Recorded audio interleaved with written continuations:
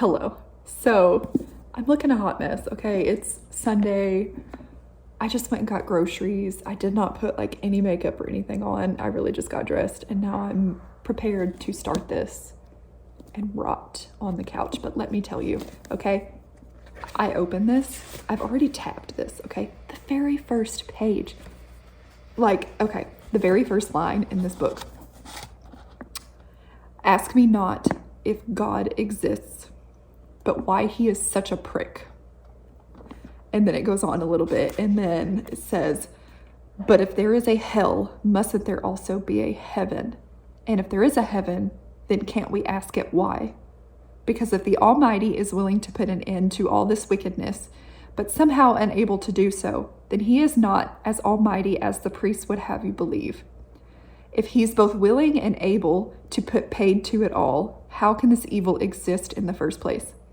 And if he's neither willing nor able to lay it to rest, then he is no God at all. The only possibility remaining is that he can stop it. He simply chooses not to.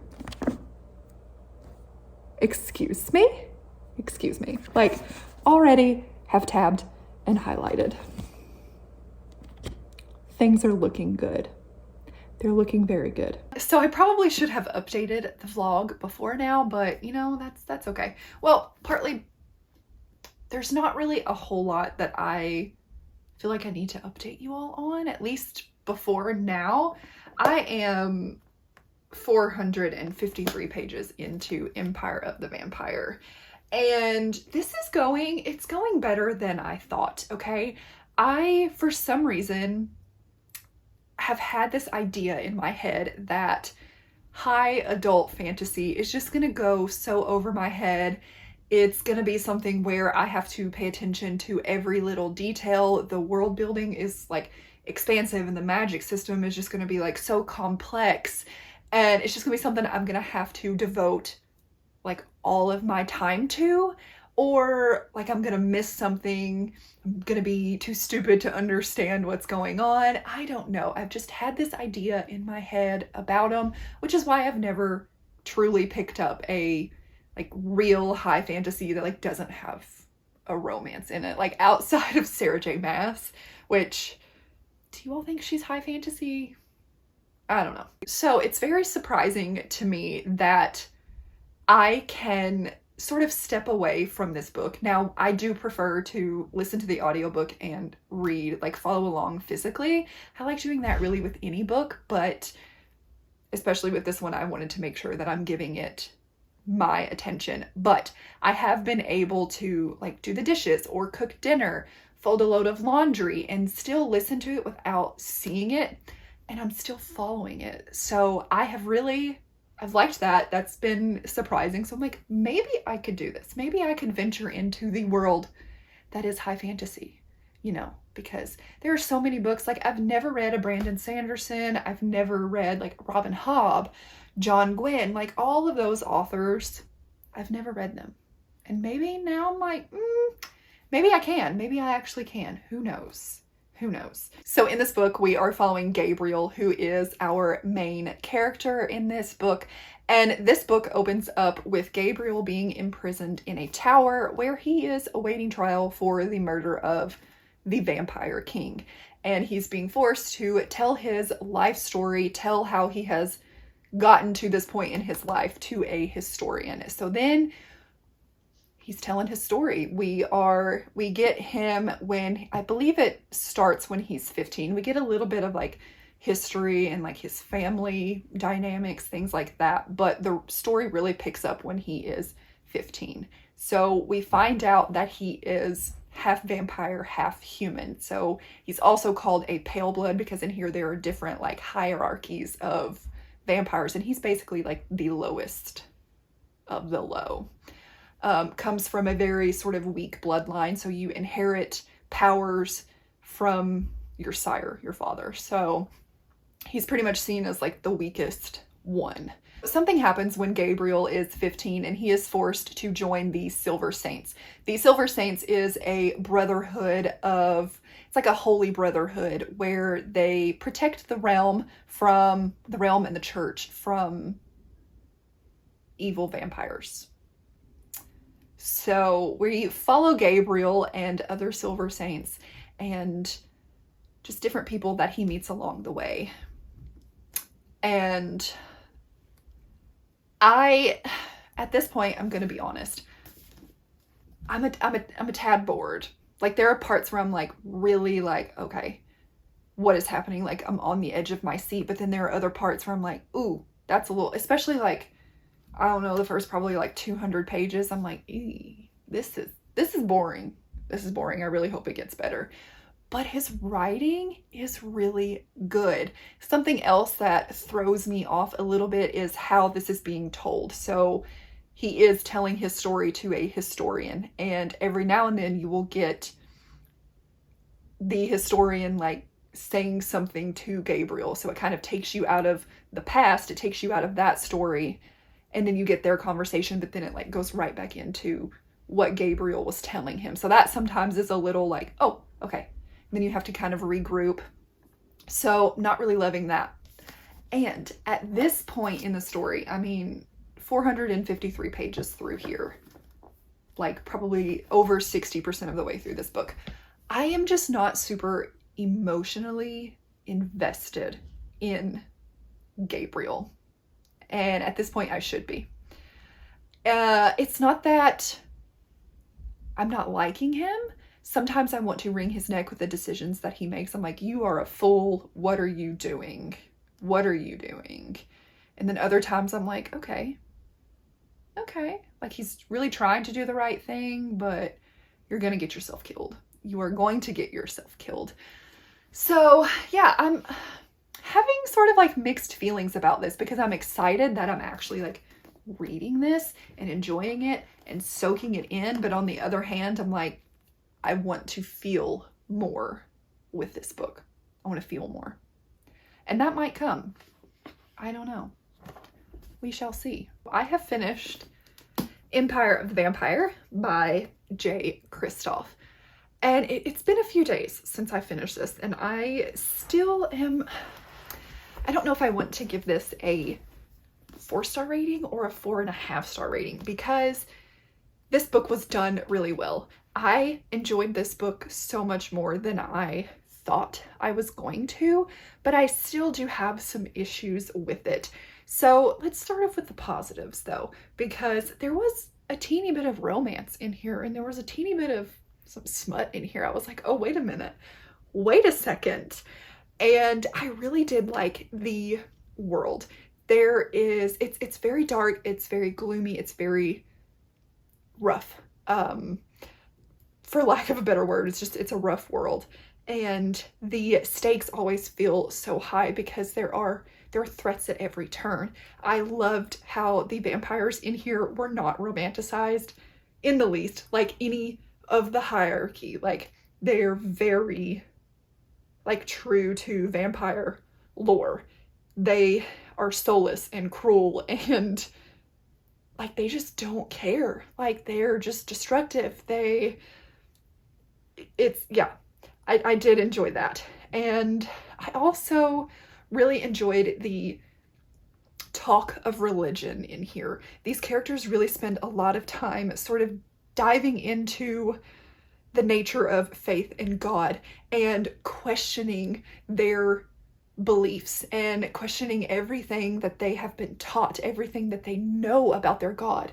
And is it true? Like, have we just sort of had like a film over our eyes this whole time? Like, how is he letting these things happen? Like, I read you guys literally like the very first page in here. I was like, yeah, this is gonna be good. And then there was another one in here that I tabbed and highlighted.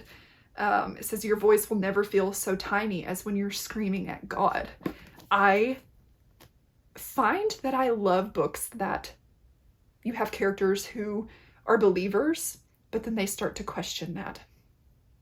That's something that I find, especially with reading this one, that I'm like, yeah, I like that. I really enjoyed that. And every character in here, like they're I wouldn't even call them morally gray. Like, is Gabriel, is he the hero of the story? Is he the villain of the story? He's very like unreliable, and I really liked that. And I really liked all the characters in here who he met along the way. You have some very reluctant allies. He just develops these relationships with a lot of different people, and you see, like, you get to see these people and sort of their lives and their backstories. So I did really enjoy that. But also, I still struggled with feeling connected to Gabriel and feeling that emotion that I wanted to have in this book, because yes, this is a very dark world with threats at every turn, like I said, but I just never I did feel like he was in danger. The stakes were high, but I feel like it moved on so quickly that I didn't really have time to like sit with that emotion, and I feel like Gabriel didn't really have time to sit with that emotion, and so we weren't all the time going through it with him because it was just boom, boom, boom, boom, boom, on to the next. And especially at the end, there's something that Gabriel has to do that is so hard, like so hard. I cannot imagine anyone having to do what he was forced to do. And it was just kind of like, it was just breezed right on by. I was like, wait a minute, wait, can we go back to that? Like, that should have been a gut-wrenching thing for me. And it wasn't. I wanted to feel more. And then the cliffhanger in here, I am very interested to read the second book, which I think it comes out pretty soon.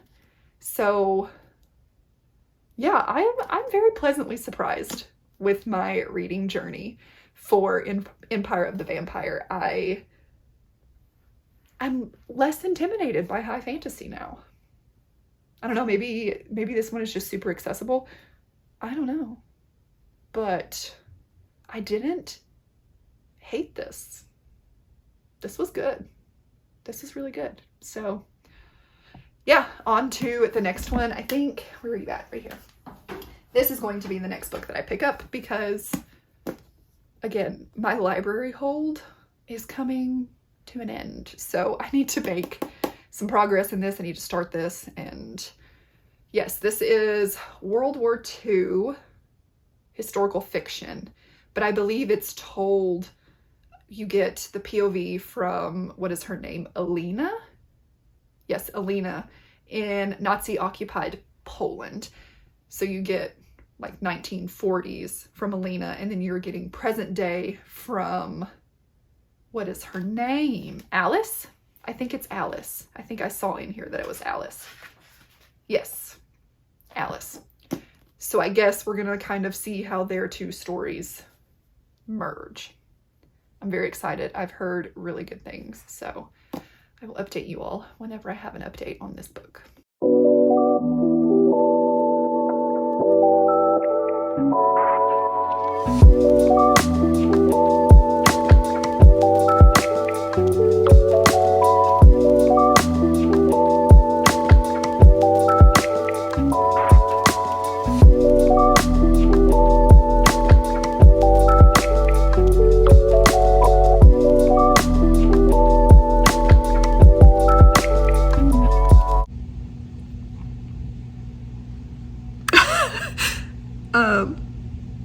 I just finished The Things We Cannot Say.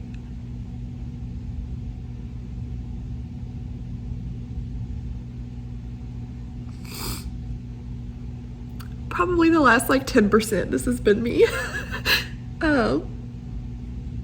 Yeah, I'll report back when I am under control. Okay. Hello. So it has been quite a while since I have updated this vlog. I got really sick, was sick for probably a week or so, and then I lost my voice, and it was a lot. I felt like crap. I did not want to pick up the camera and talk, partly because I couldn't, and I felt bad. So here we are. This vlog was supposed to go up like 2 weeks ago, and I still haven't even finished the third book. Also, literally, as soon as I sat down to film this, someone is weed eating their yard. Also, Cookie is in here, so if the camera shakes, she's running around and probably bumping into the tripod. Hi, and now here comes Murphy. I cannot do anything alone in this house. Like, absolutely nothing. Anyway, you all saw that I finished The Things We Cannot Say by Kelly Rimmer. And when I tell you all, this book sparked something in me. It sparked something in me, okay? Because when I finished this book, I immediately went down this rabbit hole on YouTube and searched historical fiction book recommendations. And I have watched like every variation of my favorite historical fiction books, World War II historical fiction books, non-World War II historical fiction books, just anything I could get my hands on pertaining to historical fiction, I have watched it, okay? Even got on TikTok and was looking for recommendations, and I don't do that.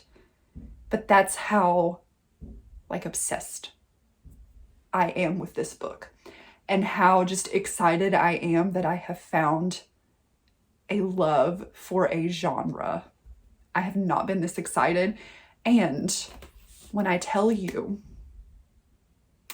I bought not one, not even two, not even 3 books,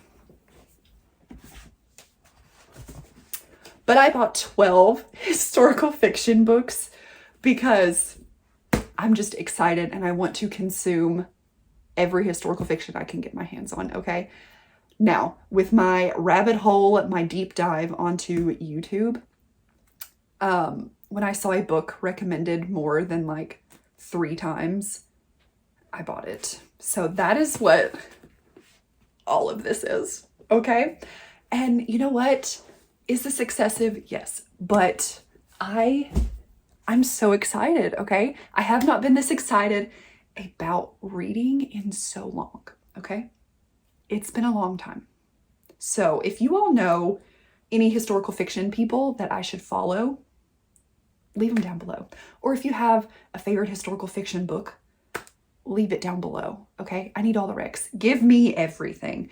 But that is enough rambling. Let's talk about The Things We Cannot Say. So in this book, we are following 2 different timelines. We have Alina, who is in late 1930s, early 1940s, German-occupied Poland. And then you have modern day Alice, who is a wife and a mother of 2. Alice, her and her husband, their marriage is not the best.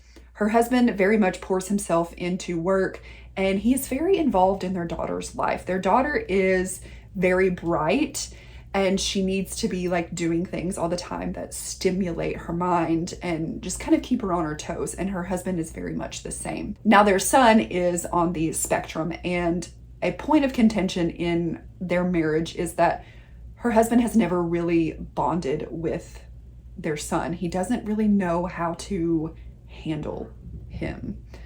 And Alice just cannot wrap her head around that because her days are revolved around her son. You know, she has everything perfectly scheduled, everything down to the T to just make both of their lives easier. And Alice's journey throughout this book is one that it's kind of a slow sort of self-discovery and her learning that she can let things go, that she doesn't need to be in control over everything. And then you have Alina, who her world has just been flipped upside down. She is a young woman who is engaged to the love of her life. Her brothers have just went off to war, and so it's just her and her parents at home at their farm, trying to live a normal life, as normal as possible, with the Germans occupying Poland and taking half of their food, probably more than half of their food, and they're just living in fear. And Alina she's gone from a very sort of carefree, I don't want to say she was irresponsible, but she just never had a lot of things that she needed to look after. But now with her brothers being gone and her parents needing more help on the farm, she has to sort of step up. And so Alina's journey is very much her learning just how to deal with these things, how to be strong and show people like, I can survive. I can do this. I am more than, just a girl. I'm more than that. You can count on me. I'm gonna make things happen. So I don't want to say how Alina and Alice's stories collide. For me, it was pretty obvious from the get-go, but it does not say on the back of the book. So I don't want to give anything away just in case someone does want to pick this up and go in like completely blind. But I did really enjoy how their stories collided.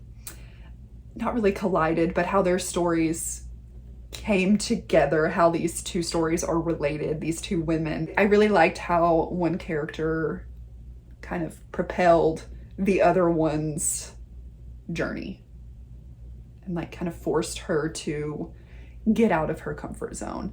This book, I truly cared for both of these characters. A lot of times when I read a book that is dual timeline, I care about one timeline more than the other. Now, I will say that there's a lot more action going on in Alina's POV, but that doesn't take away from Alice's journey. And I think if you are a mother, I think you'll still really appreciate Alice's journey, even though it may not be exciting. But yeah, I mean, you all saw, I was just distraught the last like 10% of this book. It was so good. It just, the sacrifices that these characters had to make, it's heartbreaking. It is so heartbreaking, but the way that they come out, it was beautiful, but I feel like that's not the right word for it. And this was just heart-wrenching to read, but also very heartwarming. And I just love this book. Okay, I love this book. It's probably going to be a favorite of the year. Not even probably. This is going to be a favorite book of the year because I'm still just thinking about it. Truly. Like, I loved this book so much. So if you are at all interested in historical fiction, give this one a shot because it's so good. I loved it.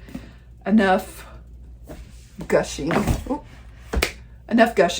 that book though. I am gonna start Project Hail Mary. Now, this is the book that I am the most nervous about, okay? I am not a sci-fi girly in the slightest. So I'm really nervous. I'm very nervous. I do have the audiobook for this one, so I think that will help me get through this. And I hear really good things about the audiobook, so we're gonna go.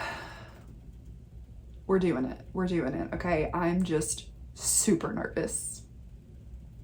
Wish me luck, okay? Wish me luck. So I am on chapter 6.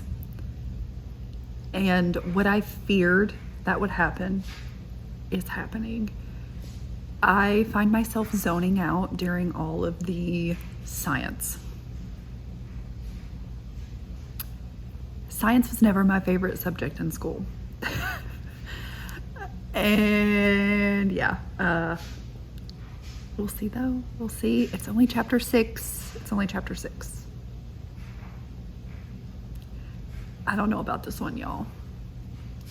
I don't know about it. Y'all, I really wanted to come on here and be like, I am loving this book. I'm loving this book.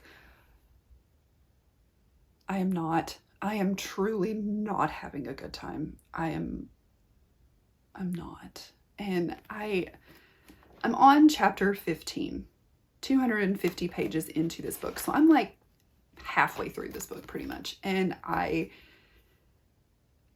don't care. I don't want to DNF this because the whole point is to just see if I like books outside of my, normal wheelhouse.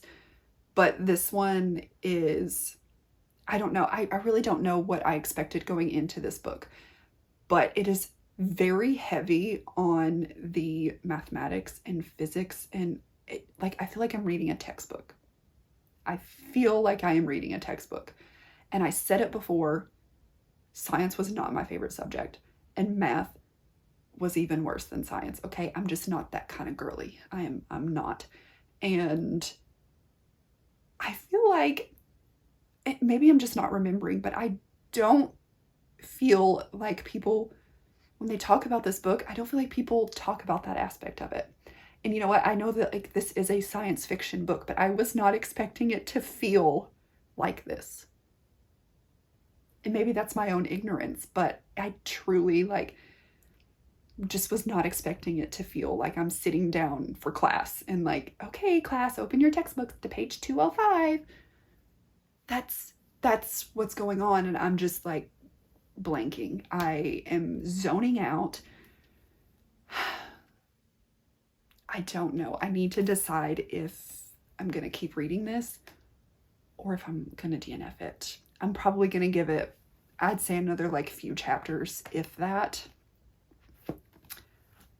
And then I'm going to have to like bail out if it doesn't get any better, because I don't want to sit through this book and end up giving it like a 2 or 3 star rating, because that's what it's feeling like right now. I don't care about the main character, not at all. This alien life form that he has found, I don't care. I don't care. So yeah, I'll report back and we'll see. We'll see. I don't know though. Hello friends. So it has been a few days since I last updated you, and I'm DNFing it.